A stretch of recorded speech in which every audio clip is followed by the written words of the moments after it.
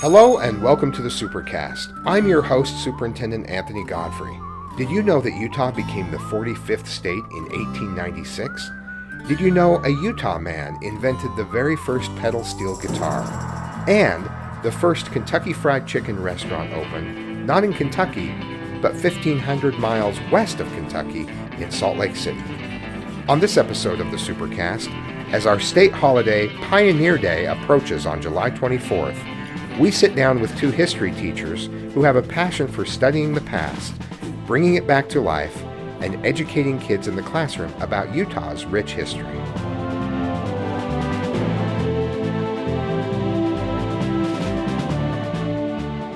We're here with two of our Utah studies teachers here at Hidden Valley to talk with them about some Utah history, given that our state holiday of July 24th is coming up.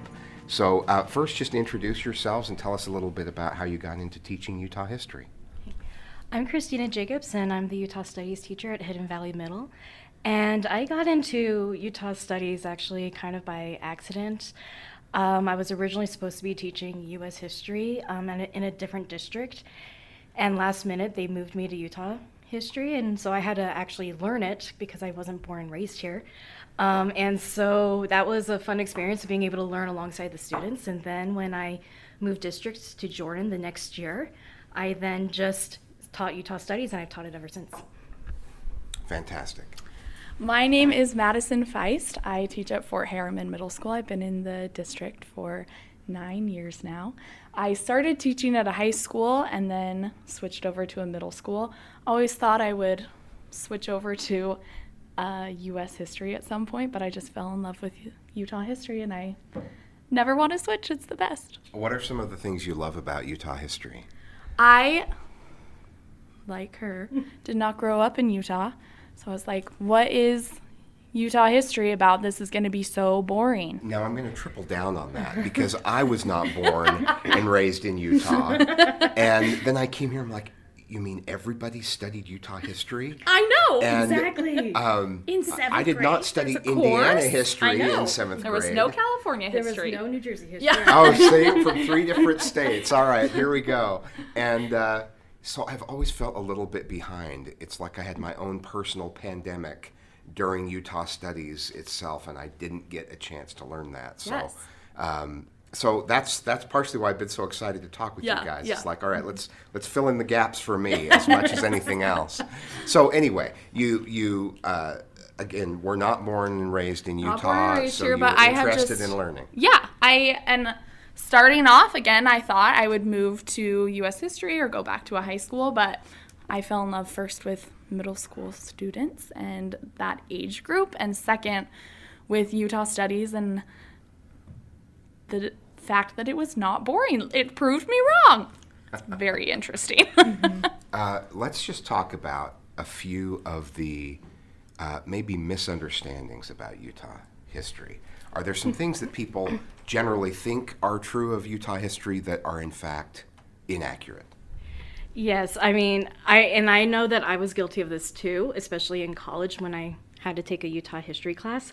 I always just thought it was Native Americans, mountain men, and Mormons, and that was it. And there is so much more to that too, and even when you dive deep into those topics, there's so much more that meets the eye. And then when you kind of dive deeper and get into the early 20th century and then start learning about the different groups that come here and learning about inventions that are made here, learning about like the progressive movement, learning about how we mobilized for war and how uranium was used with the uranium boom down in Moab and things like that, I then realized like there's so much more than just those little generalizations that we just throw them into. So there's a deeper, richer history than some might believe. Correct. How about for you, Maddie?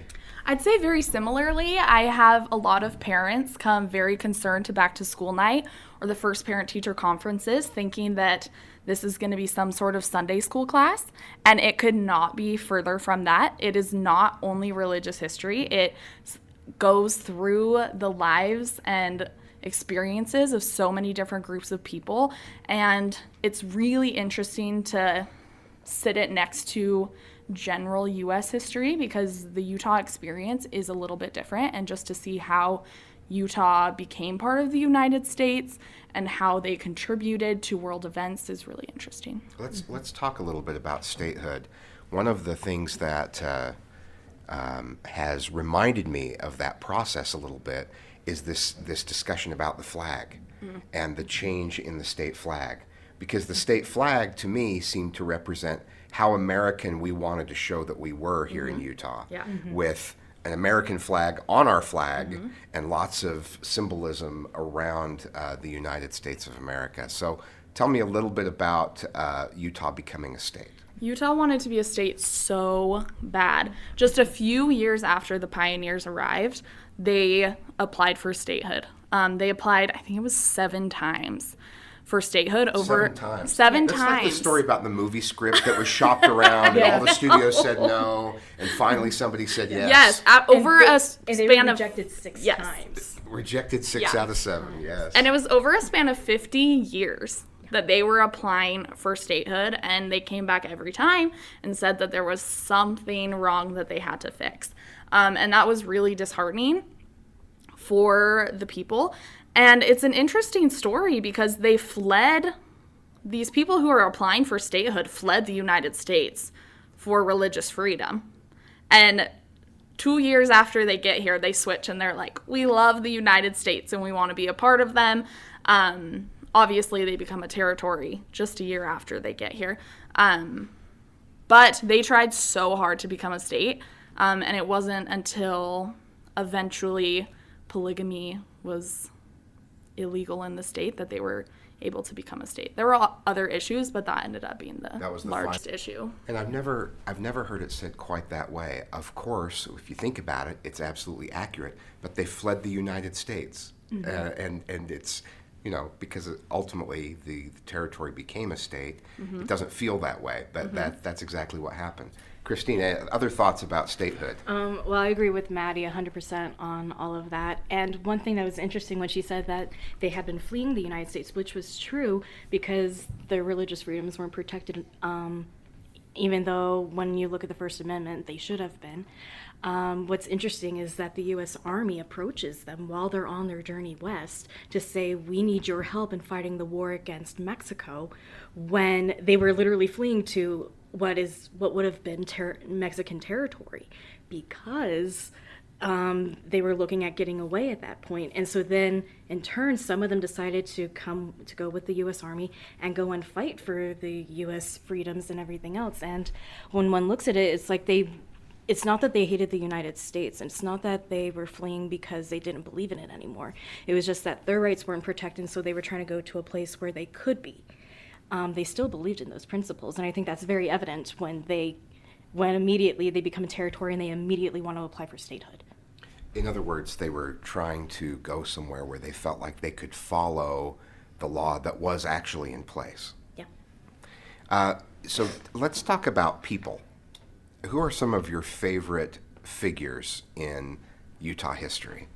Martha Hughes Cannon is one that comes to my mind. Let's talk about Martha. Mainly because, and this is just a fun fact that I know, is that she was a polygamous wife, but she also was very interested in politics. And when Utah became a state, she actually ran to be a senator, more of a state senator, not at our national level, because that couldn't happen yet. And she was running against her husband, and she won. And there's a statue of her up at the Capitol building, and one that they're going to be putting in the U.S. Capitol as well. But there was no animosity between them afterwards, which some people would think that there might be with some political tension and whatnot. But instead, they seem to have a decent marriage, but then also kind of see how she was able to kind of break through that glass ceiling, which was kind of unheard of at that time. And she could not have been a Utah or a senator representing Utah at the national level at that point. Correct. Like, it was not possible. Yeah, not until 1920 with the 19th Amendment. That's right. That's right. That's the fascinating thing for me is it was a state senator position, but that was the highest she could achieve at that point. Mm-hmm. And I've seen that statue. I think it's a really cool story. And you're right. You would assume that would create some serious marital tension, but apparently not. Apparently not. Tell me about some of your favorites, Maddie. Brigham Young is so interesting. He has some interesting views, and just the way that he set up Utah, I think, is so impressive and is studied across the world as an incredible method of setting up a city. One of the projects I have my students do that's really fun is they are put in the shoes of Brigham Young. They have 5,000 people with them. They have a blank plot of land, and they have to create a city. And what they come up with is insane, like Donutville. They have some weird ideas. Love them. But his ideas were so brilliant and so visionary for the future of what Utah could become. And a lot of what we have now is thanks to Brigham Young and his forethought on a lot of these ideas. So he was an urban planner in addition to a list of many other things. Yes, exactly. Tell me some of the things that we're still benefiting from that initial design and those initial ideas. Yeah, so the grid pattern that Salt Lake City and a lot of other cities are based off of, all the way down to where I teach in Harriman and here in Bluffdale. Streets that are as wide as this school. Exactly, right? They are still, the number system still goes back to Temple Square, even down here, which is really interesting that it has stuck around for so long. And then again, the wide streets. So I don't think we have as much traffic as we could in downtown Salt Lake, and historic buildings didn't have to be torn down to put in a bike lane or a turn lane or multiple lanes, where previously it was just wagons. You can see in front of the governor's mansion, there's still a step in front of the house, like right along the curb. That was the step that they used to get out of a wagon. Really? Which was so interesting. There's a few along, what street is that? North Temple? I've been there before, yeah, but I've never noticed that. Yeah, so it's I'll really have to, interesting. I'll have to take a look. Yeah. Stay with us. When we come back, I'll look at Utah history before the pioneers arrived.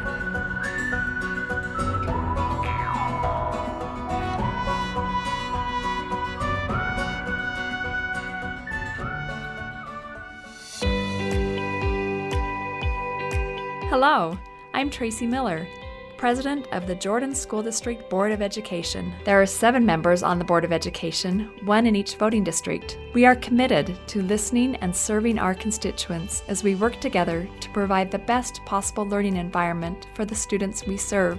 As members of the Jordan Board of Education, we believe it is our duty and responsibility to increase student achievement, provide parents with the choices they deserve and desire, recognize and reward quality in educators, empower school leaders through policy governance and professional development, and communicate with the public, legislators, business leaders, cities, and parents. We invite you to get to know the board member who represents you in your voting district, and to please join us at our monthly board meeting held on the 4th Tuesday of every month, or listen from the comfort of your home on our live stream. For more information and to find your board member, visit jordandistrict.org. With parent and community input and support, we will continue our work to give students every opportunity to succeed in Jordan District schools and beyond. Thank you for your support.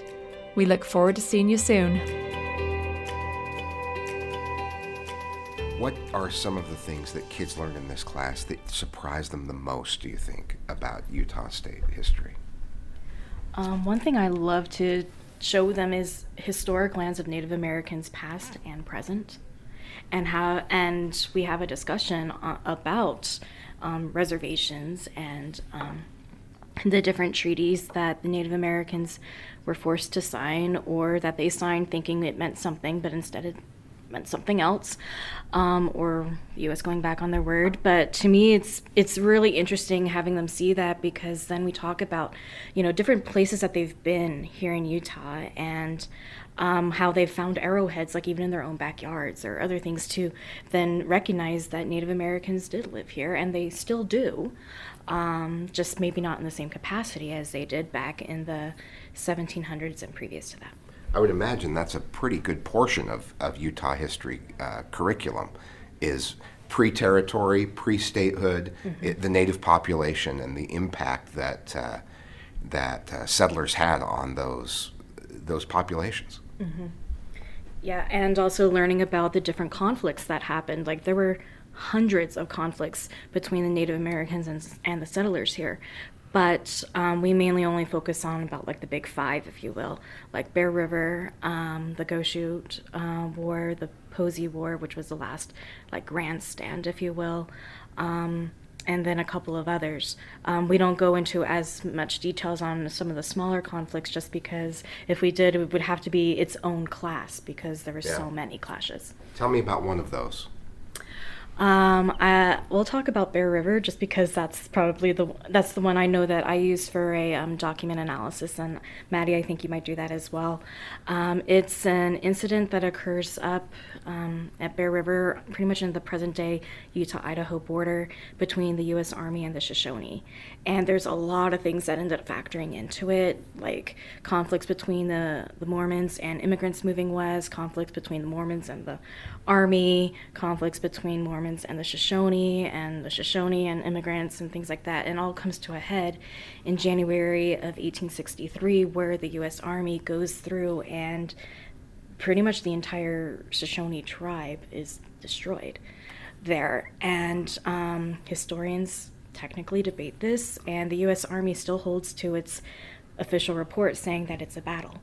But the Native Americans, on the other hand, specifically the Shoshone tribe, say that it's a massacre. And there's evidence to support both sides depending on which documents you look at.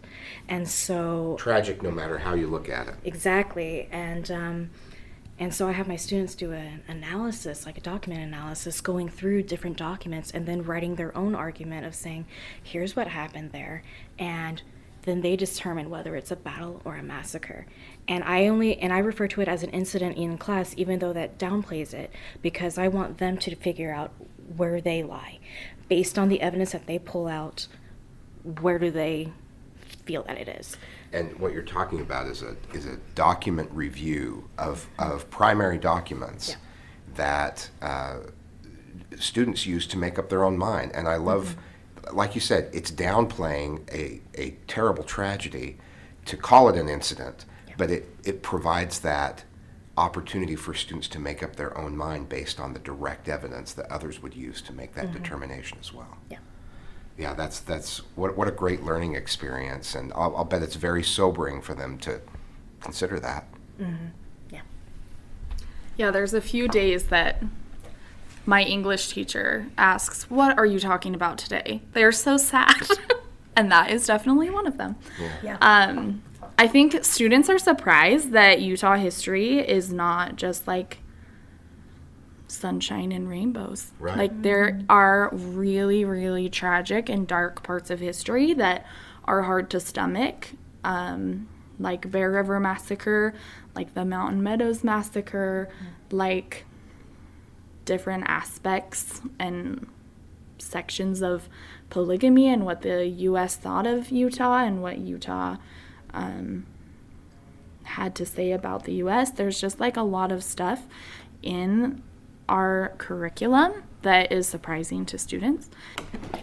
Now you have a couple of posters here as well, and we have the benefit of being at your school, so I know you have some of these things in your classroom here. Tell me about these posters. So my students are also asked to do an ancestor project. We tie this into two of our standards, one which asks about how our own family history is kind of connected to Utah's history, and then one that deals with people and culture and learning about different cultures. And so I kind of combined the two into doing an ancestor immigration project where our students find an ancestor who immigrated to the United States from another country in their family line. And I give them a month to do it, mainly because the hardest part, honestly, is finding that ancestor. Sure. I know for some families it might be a little bit easier than others. And so then I just have them answer basic questions like, who were they? What did they do? When did they immigrate? Did they come with people? Did they come by themselves? And kind of tell their story a little bit, and the country that they came from, tell me a little bit about that country's customs and like traditional foods and things like that, to kind of bring in that cultural piece, because sometimes students realize like, oh, that's why we participate in this tradition, or that's why we make this at this dinner and whatnot. And then the last question I ask is, how and why did your immediate family come here to Utah. Some students, their families came with the pioneers in 1847 or a little bit later, and then others, many of them came here just recently, whether it is for asylum or whether it's because families got jobs here or they wanted to be closer to other members of their family, and etc. Great. Well, that personalizes learning at a very deep level. So let's do that project for ourselves. What brought us all to Utah? I'll tell you, I'll start. What brought me to Utah is my grandpa lived here. My dad grew up here. He went to Ogden High School and moved away and went to school and had jobs. And then when I was in high school, we moved back here. So I've lived here since I was in high school. There you go. I went to college in Idaho, and it was far too rural to have enough student teaching placements, so I student taught in the Jordan district, and here I stayed. Okay, awesome. Growing up in New Jersey, obviously that's a little ways from here, but I came out here for school. I attended BYU, and then kind of like Maddie, we did student teaching, but I ended up doing a teaching internship instead down in Nebo district, and then I stayed because my teaching license was here, and I got jobs in Alpine district, and then later on I moved here to Jordan district, and I've been here in Jordan district since 2016. Well, whatever brought you here, all these things that got you to this point, I'm really grateful for. I'm glad you're here and glad you're doing such a great job teaching our students Utah studies. So, Thank you. And thank you very much for taking the time this morning. Of course. Thank you.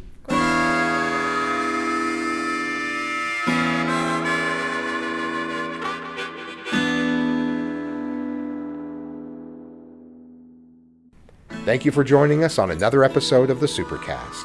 Remember, education is the most important thing you'll do today. We'll see you out there.